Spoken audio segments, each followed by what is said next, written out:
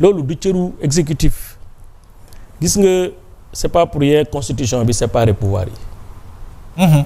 mais le pouvoir exécutif. Oui. le pouvoir judiciaire. et le pouvoir législatif. ci wor ma sax yow waroo toog nekk benn pouvoir di ŋàññi beneen pouvoir bi mu mel ni man ma nekk premier ministre di ŋàññi justice bi. mais c'est pas normal c'est indécent alors que ñun ñoo war a nekk les garants du bon fonctionnement et du fonctionnement régulier de la justice ñun ñoo leen war a crédibiliser ñun ñoo leen di décrédibiliser boo defoon loolu beneen magistrat génnee foofu attaqué gouvernement bi lan ngay wax.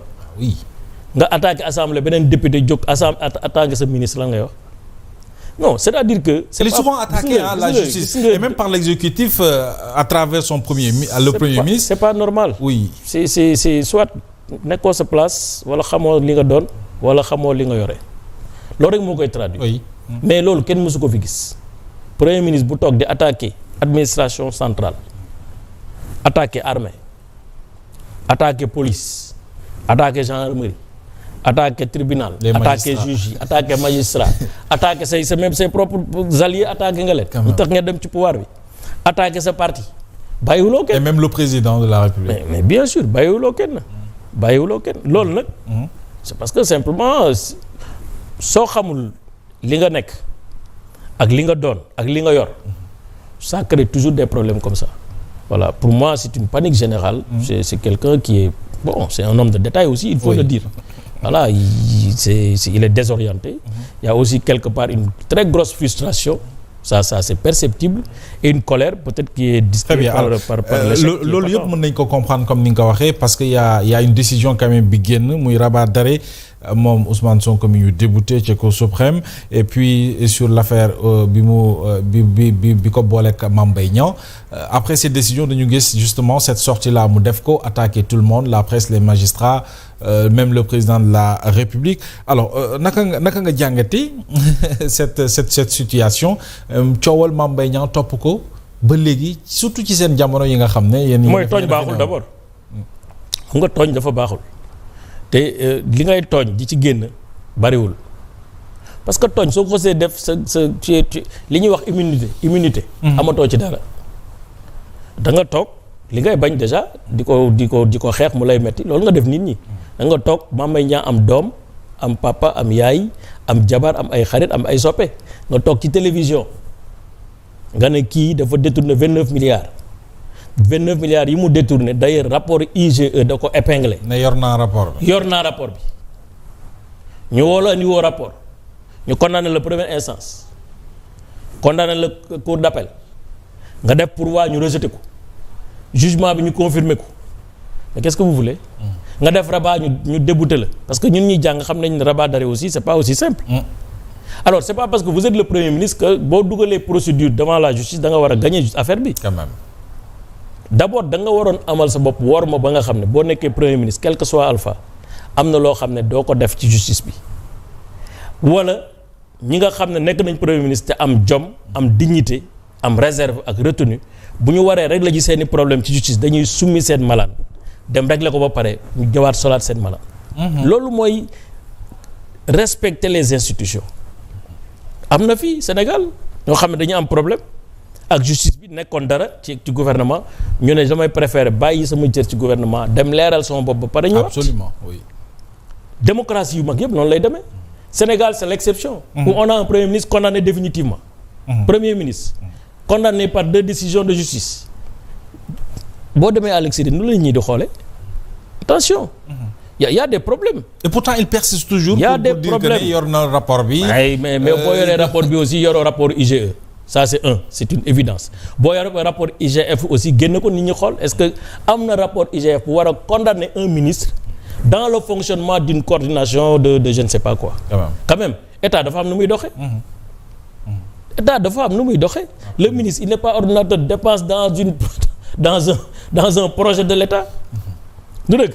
munoo nekk directeur général Ageroute man ñu may accuser man dama détourner 29 milliards Ageroute parce que foofu c'est le programme quand même quel que soit alpha xam naa am na autonomie financière nekk na organe boo xam ne nii ministre bi mooy ñëw di tibb ci kees gi balaa ngay wax organe boobu kay xanaa di nga wax kon ki fa nekkoon. ah oui évidemment balaa ngay wax ministre bi. oui donc y a des choses. boo koy wax. c'est-à-dire que ku ko bëgg a gëm nag mën na ko gëm. mais y a des non-sens dans une république. aussi organisée que le Sénégal. am na loo xam ne mënoo ko wax mu dugg ci bopp ku xam.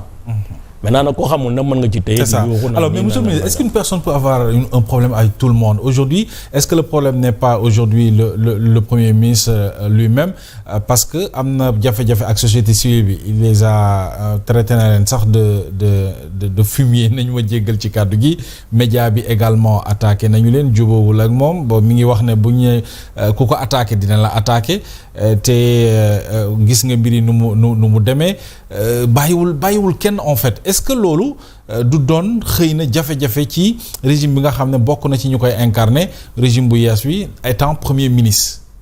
mais mooy li ma la wax léegi rek c'est-à-dire que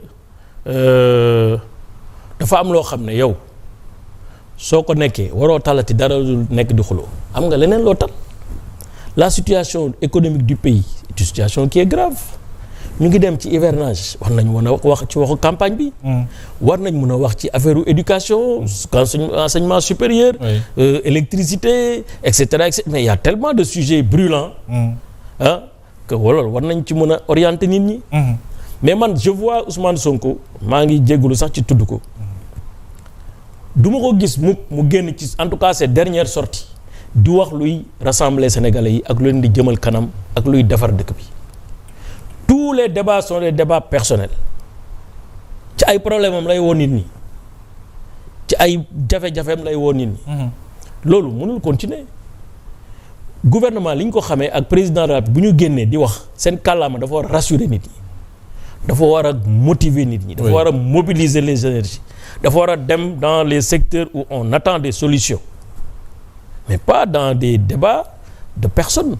man sama lii sama lële dañ maa kii dañ maa tooñ dañ maa def lële këlee ma saaga woon këlee ma nii non ça moo tax ma ne la homme de détail baaxul. il faut être un homme d'état. oui un homme d'état mooy kuy wan na dara nit dina la def dara sax mu metti la nga jéggale nit dina la def dara nga mën ko faj wala nga mën a fayu wala nga mën a tontu nga ne du ma tontu mais c'est ça. très bien mais bu dee ñoom ñi nga xam ne ñoo war a apaiser. oui c'est eux qui mettent le feu. c'est eux les pyromanes.